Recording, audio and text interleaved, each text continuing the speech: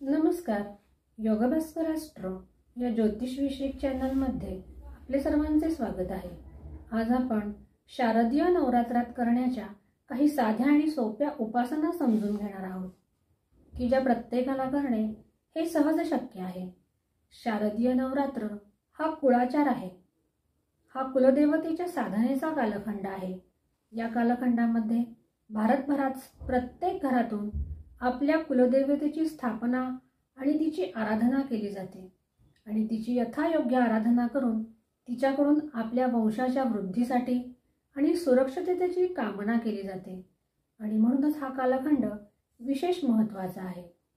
आणि त्याचबरोबर हा कालखंड तंत्र साधनेसाठी सुद्धा अत्यंत महत्त्वाचा असा आहे, कारण या कालखंडामध्ये देवीचे वास्तव्य हे भूतलावर असते आणि देवी ही माता स्वरूप आहे, जी आपल्या भक्तांवर लगेचच प्रसन्न होते आणि तिच्याकडून भोग आणि मोक्ष या दोन्हीचीही प्राप्ती करून घेता येते. आणि म्हणूनच देवीचे उपासक तिची या कालखंडामध्ये साधना करत असतात. आता तंत्र साधना म्हणजे काय हे सुद्धा थोडक्यात समजून घेऊया.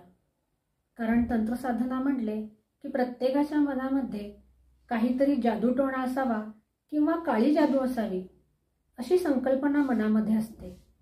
परंतु ही संकल्पना ही पूर्णपणे चुकीची आहे. तंत्र साधना ही साधनेची एक विशिष्ट व्यवस्था किंवा पद्धती आहे असे म्हणता येईल.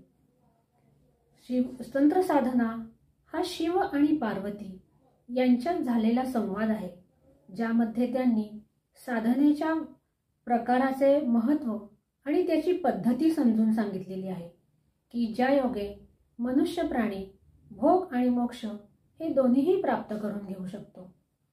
त्यासाठी देवीचे अनेक साधक या कालखंडामध्ये श्री दुर्गा सप्तशती ग्रंथाचे पठण करत असतात. परंतु हा ग्रंथ संस्कृतमध्ये आहे आणि तो किरीत स्वरूपात आहे.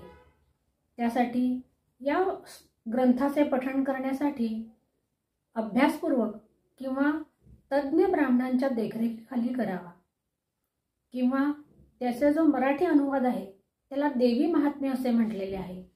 हे मराठीत असलेले देवी महात्म्य कोणीही वाचू शकतो आणि हे सुद्धा अत्यंत लाभप्रद आहे. आणि त्याचबरोबर या कालखंडामध्ये देवीच्या नवार्ण मंत्रांचा जप करणे हे अत्यंत लाभप्रद आहे. देवीचा नवार्ण मंत्र हा ओम ऐं ह्रीं क्लीं चामुंडाई विच्चे हा आहे. हा मंत्र स्वतः सिद्ध मंत्र आहे आणि या मंत्राचे पठण केल्याने इच्छित फलप्राप्ती होऊ शकते. याचे पठण करण्यासाठी फारशी काही सुद्धा नियम वगैरे नाहीत. हा जप कोणीही या कालखंडात करू शकतो, परंतु त्यासाठी लाकडी पाट किंवा आसनाचा उपयोग करावा. आणि हा मंत्राचे पठण 1 माळ 3 माळ 5 माळ अशा स्वरूपामध्ये देखील करता येतो आणि हा अत्यंत लाभप्रद असा श्रेष्ठ मंत्र आहे. या मंत्राचे पठण प्रत्येकाला करणे देखील सहज शक्य आहे. ज्यांना शक्य आहे त्यांनी या मंत्राचे पठण नक्की करा. त्याचबरोबर देवीची जी अनेक स्तोत्रे आहेत त्यामध्ये देवी कीलक स्तोत्र, देवीचे अर्गला स्तोत्र आणि देवीचे कवच स्तोत्र हे अत्यंत महत्त्वपूर्ण मानलेले आहेत. ही स्तोत्रे सुद्धा संस्कृतमध्ये आहेत, परंतु ही वाचता येणे सहज शक्य आहे किंवा थोड्याशा अभ्यासाने एखाद्या जाणकार व्यक्तीकडून समजून घेतल्याने या मंत्राचे पठण करता येते किंवा या स्तोत्राच्या पठणाने देखील अत्यंत लाभ असा होताना दिसतो. त्याचबरोबर सिद्ध कुंजिका स्तोत्राचे पठण हे देखील या कालखंडामध्ये अतिशय फलदायी असे आहे. या स्तोत्राच्या पठणाने अनेक मनोवांछित कामना पूर्ण होऊ शकतात. हे स्तोत्र सुद्धा संस्कृतमध्ये आहे आणि हे थोड्याशा परिश्रमाने आणि अभ्यासाने समजून घेऊन करता येण्यासारखे आहे. आणि त्याचबरोबर देवीच्या 32 नावांचे जे स्तोत्र आहे हे सुद्धा प्रत्येकाला सहज वाचण्यासारखे आहे आणि ह्या स्तोत्रांचे पठण करून याचा लाभ प्रत्येकाने जास्तीत जास्त घ्यावा. ही स्तोत्रे देखील बाजारात सहज उपलब्ध आहेत, परंतु गीता प्रेस गोरखकर यांचेकडून सार्थ संक्षिप्त देवीपाठ हे असे एक छोटे पुस्तक आहे.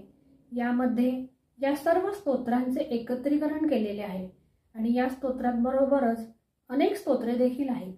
ज्यांना शक्य आहे त्यांनी या छोट्याशा पुस्तकातील सर्व स्तोत्रांचे पठण करावे आणि देवीची कृपा प्राप्त करून घ्यावी. परंतु ज्यांना शक्य नाही त्यांनी किमान कीलक, अर्गला आणि कवच ही 3 स्तोत्रे तरी 9 दिवसांच्या कालखंडामध्ये नित्य वाचावी.